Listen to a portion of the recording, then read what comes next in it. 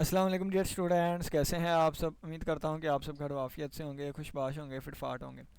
तो आज के दिन हम कम्प्लेक्स एनालिसिस बाय डेनिस जीजिल इनकी बुक से एक्सरसाइज 2.3 जो है इसका क्वेश्चन नंबर 22 से स्टार्ट करेंगे। तो पिछले क्वेश्चंस देखने के लिए आपको डिस्क्रिप्शन बॉक्स में प्लेलिस्ट का लिंक मिल जाएगा, आप वहां से जाके उनको विजिट कर सकते हैं। क्वेश्चन नंबर 22 क्या कहता है, कहता find the two different linear mappings. हमने दो डिफरेंट लीनियर मैपिंग्स फाइंड करनी है। That map the half plane ये ऑन टू द दिस। ठीक है, कहता है कि आप real part of z greater than और इक्वल टू 2 से मैप कर जाते हैं real part of w greater than और इक्वल टू 5 पर। तो यहाँ से यहाँ तक पहुँचने के लिए दो आपने f ऑफ z फाइंड करनी है, यानी कि दो w फाइंड करने हैं आपने। ठीक है, यानी कि दो मैपिंग्स आपने फाइंड करनी है मैथमेटिकली। ठीक है, चलें जी, सबसे पहले देखें कि मैं इसको ड्रा कर लेता हूँ। रियल पार्ट ऑफ जी क्या होता है x, यानी कि x ग्रेटर है इक्वल टू, और रियल पार्ट ऑफ w क्या होता है u, यानी कि u ग्रेटर दैन और इक्वल टू 5। ठीक है, यहाँ पे u होता है, यहाँ पे b, यहाँ पे x होता है, यहाँ पे y। ठीक है, इसका अगर हम ग्राफ बनाना चाहें तो क्या होगा, 2 ग्रेटर दैन इक्वल टू 2। ये अगर हमारे पास x इज इक्वल टू 2 की लाइन है तो इससे ग्रेटर दैन यानी कि ये वाली सारी चीज़। ठीक है, ये वाली सारी चीज़। और अगर ये हम यहाँ पे x इज इक्वल टू 5 वाली लाइन बना दें तो ये 5 से आगे वाली सारी इस तरह, x नहीं u इज इक्वल टू 5। ठीक है, ये वाली। अब यहाँ से ये वाली मैपिंग हो रही है, तो हमने कौन कौन से बनाएंगे। सबसे पहले देखें तो ये पहले कहाँ पे था, ये 2 पे था, कहाँ पे शिफ्ट हो गया, 5 पे शिफ्ट हो गया। तो हम इसको लिख सकते हैं f of z is equal to z में हमने ऐड कर दिया क्या, 3 ऐड करूँगा, 2 जमा 3 5 हो जाएंगे ना, 3 ऐड करूँगा, एक तो ये आगे। अब एक और बना लेता हूँ, मैं इसको लिख देता हूँ f of z is equal to, अपनी मर्ज़ी से मैं इसको 2 से मल्टीप्लाई कर देता हूँ। 2 से मल्टीप्लाई करने का मतलब क्या है कि इसमें मैग्नीफाई भी हो गया 2 का मैग्नीफिकेशन भी हो गया, यानी कि ये जितने टाइम्स थे उसका 2 गुना ज़्यादा हो गई ये चीज़। तो 2 गुना ज़्यादा कर दे फिर भी तो यही है ना, यानी कि जैसे अगर कोई चीज़ इन्फिनिटी है तो 2 मल्टीप्लाई बाई इन्फिनिटी कर दे फिर भी आंसर इन्फिनिटी ही आएगा ना। बिल्कुल इसी तरह ये है कि यानी कि अगर ये वाली चीज़ है तो इसको 2 टाइम्स एक्सपेंड कर दे तो फिर भी ये इन्फिनिटी तक जा रही है, ये फिर भी इन्फिनिटी तक रहेगी। अगर आप इसको 5 टाइम मज़ीद बड़ा कर दे तो फिर भी यही रहेगा। ठीक है, तो एक मैपिंग ये आगे जो कि हमने 3 पे ट्रांसलेट की, एक ये आगे जो कि 3 पे ट्रांसलेट की थी लेकिन हमने उसका 2 गुना कर दिया, तो उसका 2 गुना भी उसके ही इक्वल आ जाएगा। तो 2 मैपिंग हमारे पास आ गई। इसी तरह आप जिससे मर्जी मल्टीप्लाई करी जाए। ठीक है, तो ये हमारे पास ये चीज़ आ गई। ठीक है, और आप इसको चाहें तो इसको मज़ीद ट्रांसलेट भी कर सकते हैं, इस तरह लिख दें f of z is equal to z plus 3 plus 2 iota कर दें, यानी कि ये जो यहाँ पे लाइन है आप इसको थोड़ा सा ऊपर भी कर देंगे तो यहाँ पे रहेंगे। देखें ना, ये लाइन ऊपर भी इन्फिनिटी को जा रही है, नीचे भी इन्फिनिटी, लेकिन इसको मैं पकड़ के थोड़ा सा इस तरफ कर देता हूँ, फिर भी ये ऊपर को इन्फिनिटी नीचे को इन्फिनिटी जा रही है, तो यानी कि एट द एंड ये सेम चीज़ ही रहेगी। ठीक है, इसका मतलब क्या है, बिल्कुल ये अगर यानी कि इस वाले पोर्शन को पकड़ के आप थोड़ा सा ऊपर भी कर देंगे ना तो वही चीज़ रह जाएगी। यानी कि ये हमारे पास देखे 3 मैपिंग्स आ गई हैं। कितनी 3 मैपिंग्स आ गई हैं। नेक्स्ट क्वेश्चन पे चलते हैं। ठीक है, ये हमारे पास 2 मैपिंग्स का कहा था, हमने 3 फाइंड कर लिया, जितनी मर्जी आप फाइंड कर सकते हैं। Question number 25। ठीक है, नेक्स्ट हमारे पास क्वेश्चन नंबर 25 आएगा। क्वेश्चन नंबर 25 इसमें मैं कहता है इन पार्ट्स ए से लेके सी तक express the given composition of mapping as a linear, यानी कि जो भी हमारे पास मैपिंग दी गई होगी।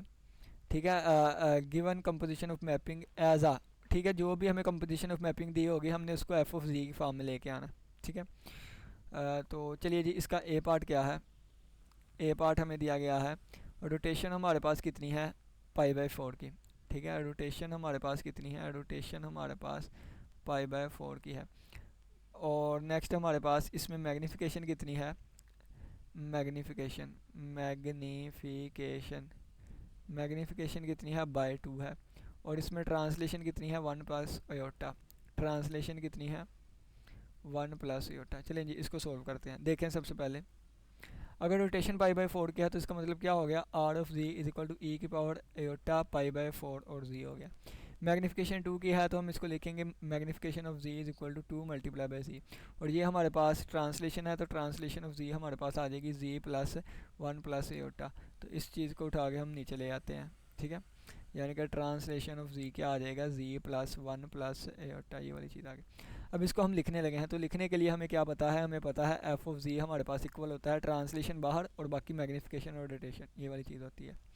ठीक है, ट्रांसलेशन बाहर ही रहने दी, मैग्नीफिकेशन बाहर रहने दी, ये मैं रोटेशन की वैल्यू पुट करने लगा हूँ तो ये आ जाएगा ई की पावर एयोटा π/4 जी। ठीक है, ये हमारे पास क्या आ जाएगा, ट्रांसलेशन बाहर ही। अब मैग्नीफिकेशन के अंदर ये वाली कीमत रखे तो मैग्नीफिकेशन 2 मल्टीप्लाई बाय जी थी, 2 आ गया और जी की जगह पे ये आ जाएगा, ठीक है। अब ट्रांसलेशन के अंदर ये वाली वैल्यू हमने रखनी है, ट्रांसलेशन के अंदर ट्रांसलेशन जी प्लस ये, तो जी की जगह पे क्या आ जाएगा, ये वाली चीज़ आ जाएगी, ये जी की जगह पे आ गया, ठीक है, और प्लस 1 प्लस एटा, तो ये हमारे पास क्या आ गया, एफ ऑफ जी आ गया, जो हमने फाइंड करना था। नेक्स्ट क्वेश्चन में एक और तरीका करवाऊंगा, यानी कि इसी चीज़ को वैल्यूएट करना, शायद कि आपको ना पता चला हो कि यहाँ हमने कैसे किया है। इसका दूसरा तरीका देख लें आप कैसे करेंगे, यानी कि एट द एंड हमने फाइंड क्या करना है, ट्रांसलेशन, मैग्नीफिकेशन, रोटेशन, ये चीज़ फाइंड करनी है ना इसको।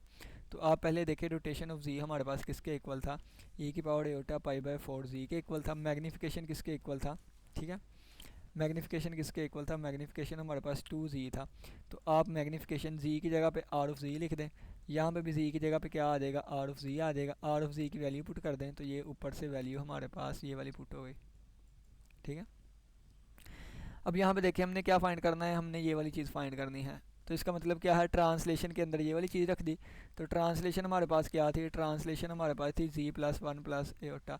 तो अगर मैं ये z की जगह पे एम आर ऑफ जी लिख दूंगा, तो यहाँ पे भी तो फिर एम आर ऑफ जी आ जाएगा ना, तो ये क्या बन जाएगा, एम आर ऑफ जी और प्लस 1 प्लस एटा, और इसकी वैल्यू क्या आई है, ये ऊपर लिखी है, तो आ गया 2 ई की पावर एटा पाई बाय 4 जी और प्लस 1 प्लस एटा, और ये देखें यही हमारे पास एफ ऑफ जी आया हुआ था, ठीक है। यानी कि जिस तरह मर्जी आप वैल्यूएट कर सकते हैं इसको। चलें जी नेक्स्ट चलते हैं बी पार्ट पे, ठीक है। ये हमें बी पार्ट इसका दिया गया है। बी पार्ट क्या है हमारे पास, मैग्नीफिकेशन 2 की है, मैग्नीफिकेशन हमारे पास 2 की है, मैग्नीफिकेशन बाय 2 है, और ट्रांसलेशन बाय स्क्वायर रूट 2 है, ट्रांसलेशन हमारे पास स्क्वायर रूट 2 की है, और रोटेशन पाई बाय 4 की है, और रोटेशन जो है वो पाई बाय 4 की है। चलें जी इसको सॉल्व करते हैं। सबसे पहले देखें क्या मैग्नीफिकेशन 2 की है, ट्रांसलेशन ये भी स्क्वायर रूट 2 की है, और रोटेशन हमारे पास पाई बाय 4 की है, ठीक है। तो क्या करेंगे, हमने एफ ऑफ जी फाइंड करना है, तो एफ ऑफ जी किसके इक्वल होगा, ट्रांसलेशन, मैग्नीफिकेशन और रोटेशन ऑफ जी, ठीक है। ये टी एम वैसे ही रहा, आर ऑफ जी की वैल्यू पुट कर दे पाई बाय 4, पाई बाय 4 नहीं आएगा, ई की पावर एटा पाई बाय 4 जी आएगा, और यहाँ पे भी साथ जी लगेगा और ये जी में ऐड होगा, ठीक है, ये जी प्लस आएगा। तो ये आर ऑफ जी की वैल्यू क्या आ जाएगी, ई rest power Etah pi by 4 और साथ आ गया जी। अब मैग्नीफिकेशन के अंदर ये वाली चीज़ रख दें, यानी कि मैग्नीफिकेशन में जहाँ जी आ रहा है वो ये चीज़ 2 मल्टीप्लाई बाय जी है, तो 2 multiply by E rest power Etah pi by 4 जी आ जाएगा। अब ट्रांसलेशन के अंदर ये वाली चीज़ रख दे, तो ट्रांसलेशन में जी यहाँ पे आ रहा है जी प्लस, तो जी की जगह पे आ गया 2 एटा पाई बाय 4 जी और प्लस आ गया square root 2, that is our required answer F of जी, ठीक है। ये हमारे पास क्या आ गया, एफ ऑफ जी आ गया, और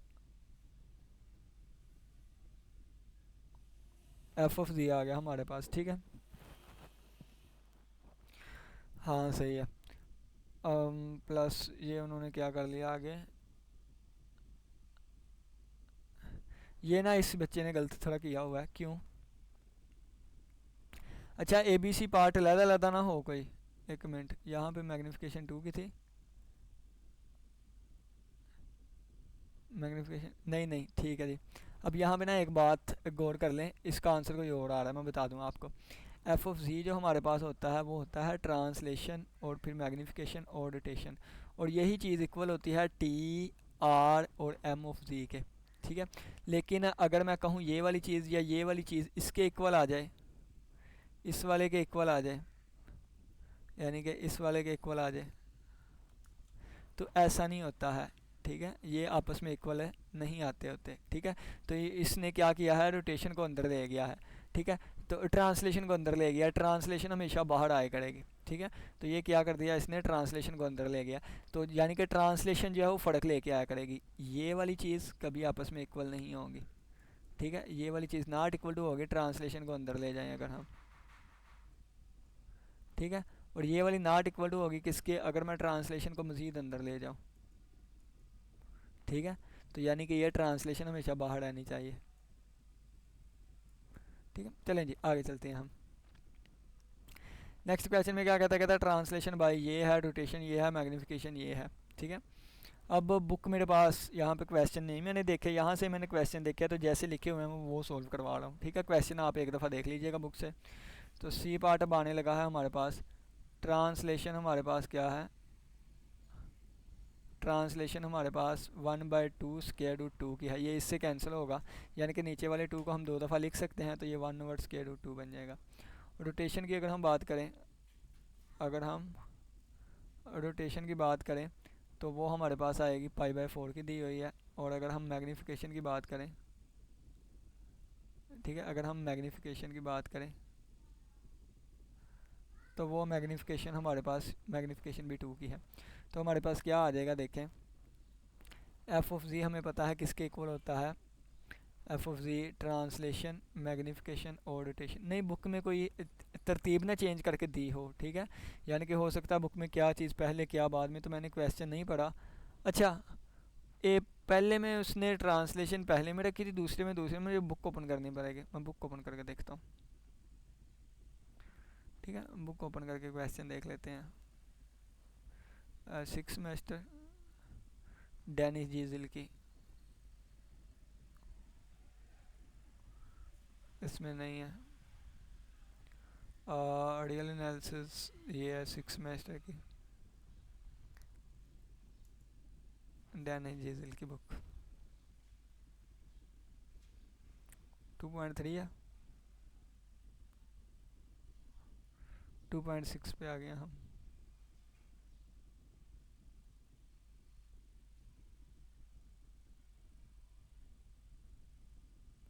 टू पॉइंट थ्री का क्वेश्चन नंबर ये आ गया, क्वेश्चन नंबर 25 था।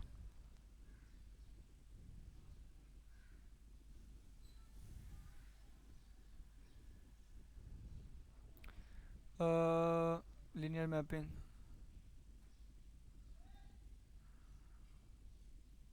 अच्छा जो चीज़ पहले लिखी है हमने वही लिखनी है। अगर रोटेशन पहले या मैग्नीफिकेशन और ट्रांसलेशन, तो फिर ये उल्टा चेंज करते होते हैं ना, ट्रांसलेशन फिर मैग्नीफिकेशन फिर रोटेशन, और यहाँ पे रोटेशन फिर ट्रांसलेशन फिर मैग्नीफिकेशन, यहाँ से मैग्नीफिकेशन फिर रोटेशन और फिर ट्रांसलेशन। ठीक है, यानी कि उलट हमने स्टार्ट करना है, देखें।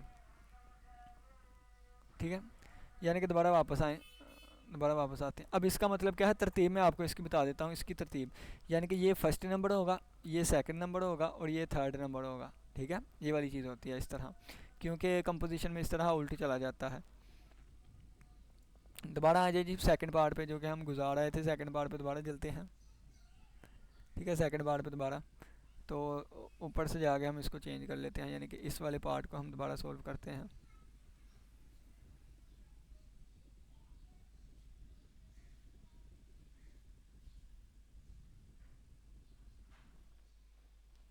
ठीक है, इस वाले चलिए पार्ट को दोबारा करते हैं।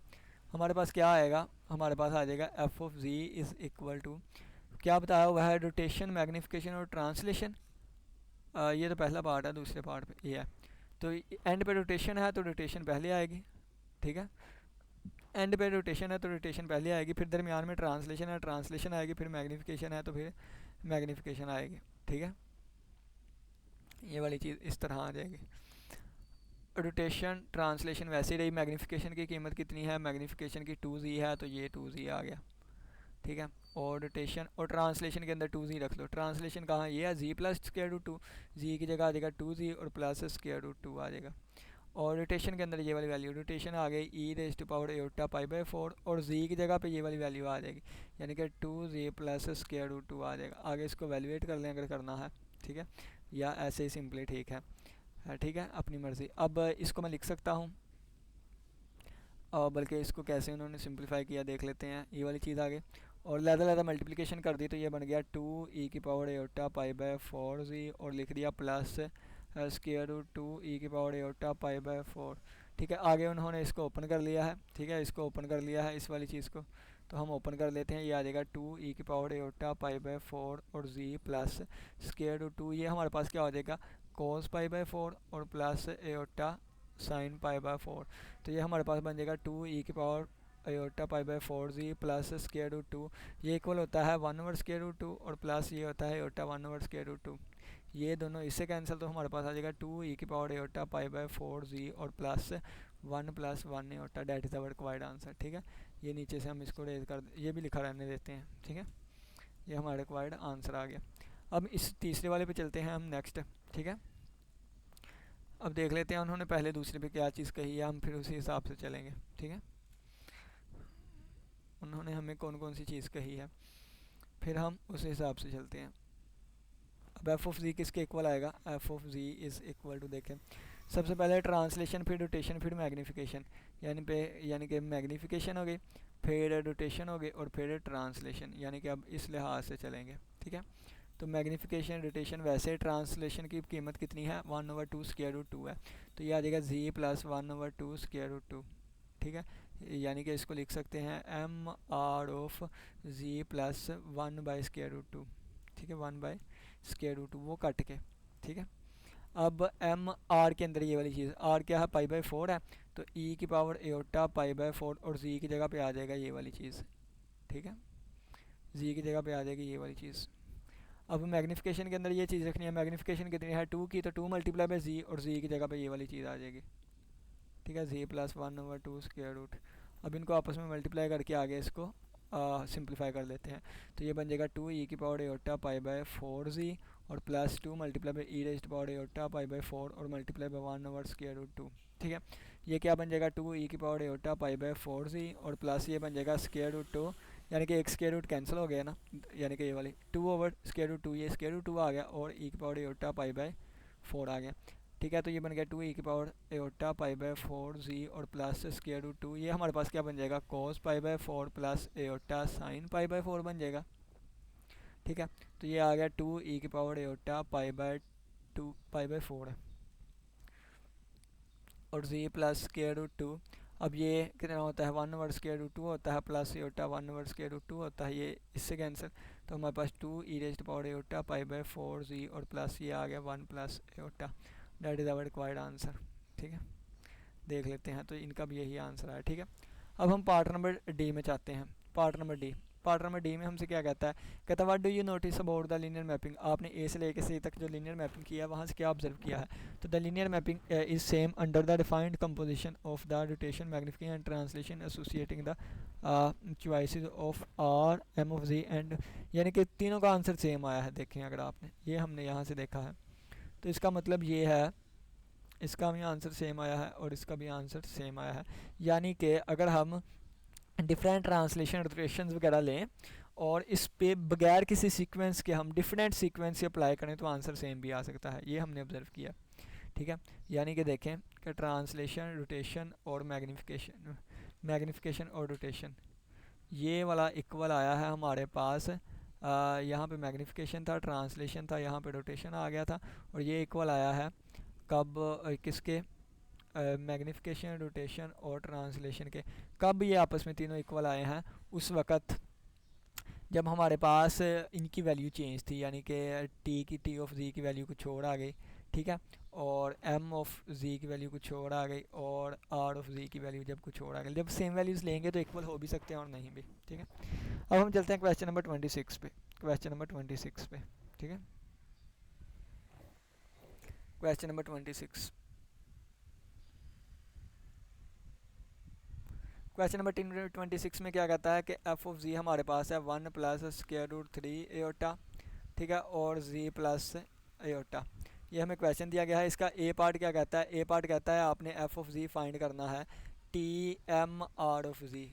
ठीक है, तो पहले ऊपर वाले से हम वैल्यूज़ निकाल लेते हैं, तो इसमें देखें अगर आप, तो ये f of z is equal to 1 plus √3 iota दिया गया है हमें, और साथ जी है और प्लस एओटा दिया गया है। यहाँ से पहले हम ना रो की वैल्यू निकाल लेते हैं और फाई की वैल्यू निकाल लेते हैं, यानी कि एफ ऑफ जी को हम लिख देंगे किस फॉर्म में, रो ई की पावर एओटा फाई, और ये आ जाएगा जी प्लस बी। ठीक है, यानी कि पहले हम रो की वैल्यू निकालनी है। रो की वैल्यू कैसे निकालेंगे, 1 का स्क्वायर प्लस √3 वाले का स्क्वायर, और इसके ऊपर स्क्वायर रूट, और ये बन जाएगा 1 + 3 का square root is equal to 4 का स्क्वायर रूट 2 वैल्यू आ गई। अब हम निकालेंगे फाई की वैल्यू, पहले क्वाड्रेंट देखें तो पहला क्वाड्रेंट है, तो ये हमारे पास आ जाएगा 0 + tan 1 y/x √3/1। ठीक है, तो ये हमारे पास √3 वाले का आंसर आता है π/3 आंसर आ जाएगा इसका π/3। ठीक है, तो एफ ऑफ जी हमारे पास लिखा जाएगा, लाइट ऑफ होने वाली है, अगर वीडियो रुक गई तो रुक गई जहाँ पे भी, क्योंकि बाहर आंधी वाला मौसम, ठंडी हवाएं, ठीक है। तो ये हमारे पास 2e⁻⁴ पाई/3, ठीक है, और जी और प्लस बी की जगह पे क्या है, एयोटा है, एयोटा, ये वाली चीज़ हमने इस तरह बना ली, ठीक है, लिख ली। अगर हम देखें तो ट्रांसलेशन का यहाँ पे देखें, अगर मैग्नीफिकेशन का आंसर क्या होगा, 2z होगा, और रोटेशन का आंसर क्या होगा, e⁻⁴ पाई/3z होगा। और अगर हम मैग्नीफिकेशन ट्रांसलेशन का आंसर देखें तो क्या होगा, एयोटा ऐड हो रहा है जी में, तो जी प्लस एयोटा आ जाएगा, ठीक है। अब हमने क्या करना है, हमने ये वाली चीज़ फाइंड करनी थी, ये वाली, ठीक है, ये वाली चीज़ यहाँ पे कॉपी पेस्ट कर लेते हैं, ठीक है, ये वाली चीज़ बल्कि कॉपी पेस्ट किया दोबारा लिख लेते हैं, ठीक है, जो फाइंड करनी थी दोबारा हम लिख लेते हैं, जो फाइंड करनी थी। फाइंड हमने क्या करना है, ए पार्ट में हमने फाइंड करना है f of z equal to, ये लिखा हुआ है टी एम और आर ऑफ जी, ठीक है। तो कैसे फाइंड करेंगे देखें, सबसे पहले टी एम, वैसे ही आर ऑफ जी की वैल्यू कितनी है, आर ऑफ जी की ये है e⁻⁴ पाई/3 जी, ये वाली वैल्यू हमारे पास आ गई। अब एम के अंदर ये वाली चीज़, एम क्या है, ये है 2 × जी, जी की जगह पे आ जाएगा ये वाली चीज़। लाइट ऑफ हो गई तो वीडियो यहीं पे रह जाएगी, जितनी बन गई आपकी किस्मत। जी की जगह पे ये वाली सारी वैल्यू तो आ जाएगा 2e⁻⁴ पाई/3 जी, और प्लस आ जाएगा iota, that is our F of जी, ठीक है। और देखें हमारे पास एफ ऑफ जी यही आया था, ठीक है। और आगे इसको वैल्यूएट भी किया हुआ है, यानी कि अगर वैल्यूएट करना है आपने तो 2, ये हमारे पास क्या बन जाएगा, कोस पाई/3 प्लस एयोटा साइन पाई/3 और जी प्लस एयोटा। और ये पाई/3 किसके इक्वल होता है, ये 1/2 के इक्वल हो जाएगा, और प्लस ये √3/2, और साथ ही एयोटा आ जाएगा, और जी प्लस एयोटा, ये 2 से कैंसिल तो आ जाएगा 1 प्लस √3 एयोटा, और जी प्लस एयोटा, देखें एफ ऑफ जी के इक्वल आ गया है, ठीक है। अब हम चलते हैं नेक्स्ट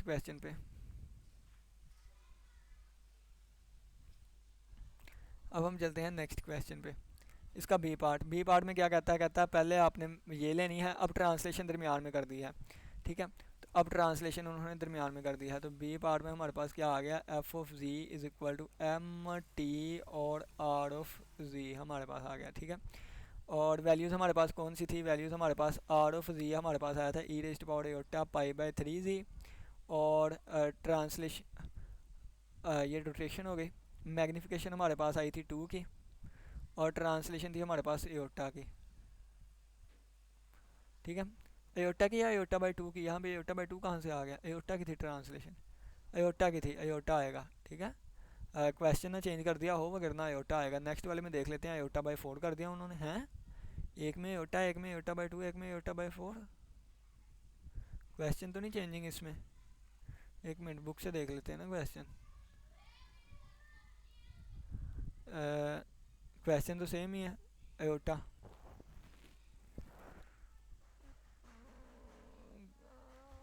क्वेश्चन हमारे पास सेम ही है, एयोटा ही आएगा, ठीक है, हमारे पास एयोटा ही आएगा, एयोटा ही आएगा। बाकी यहाँ पे उन्होंने एयोटा/2 ट्रांसलेशन में लिख दिया, पता नहीं क्यों, एयोटा ही आएगा, ठीक है। बाकी अगर कोई मिस्टेक मेरी हुई तो आप कमेंट सेक्शन में मुझे लाजमी बता दीजिएगा, ठीक है। तो देखें, चलें जी, अब हमने क्या करना है, एफ ऑफ जी हमारे पास इक्वल है किसके, एम टी और आर ऑफ जी के इक्वल।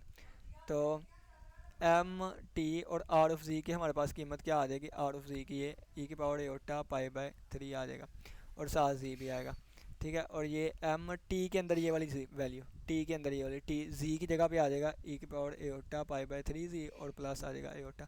अब एम के अंदर ये वाली चीज़ 2 × ये वाली सारी चीज़ आ जाएगी, ठीक है, और जी प्लस एयोटा आ जाएगा, मल्टीप्लाई कर दें तो क्या बन जाएगा, 2e⁻⁴ पाई/3 जी, और प्लस 2 एयोटा आ जाएगा। और ये हमारे पास एफ ऑफ जी का आंसर आ गया है, ठीक है, ये हमारे पास एफ ऑफ जी का आंसर आ गया है। Domain of G rotates to an angle of पाई/3 पे डोमेन हमारे पास, अब ये देखें इसको क्या करेंगे, डोमेन पाई/3 पे रोटेट होगी ये, क्योंकि ये एंगल ऑफ रोटेशन है, एंगल ऑफ रोटेशन है, एंगल ऑफ ये हमारे पास क्या आ जाएगी, ट्रांसलेशन आ जाएगी, और ये हमारे पास क्या आ जाएगी, मैग्नीफिकेशन आ जाएगी, मैग्नीफिकेशन, ठीक है। और ये उन्होंने 2 एयोटा, बाकी नेक्स्ट क्वेश्चन करते हैं ना, फिर देख लेते हैं अगर कोई कन्फ्यूजन हुई तो, ठीक है, चल क्यों रहा।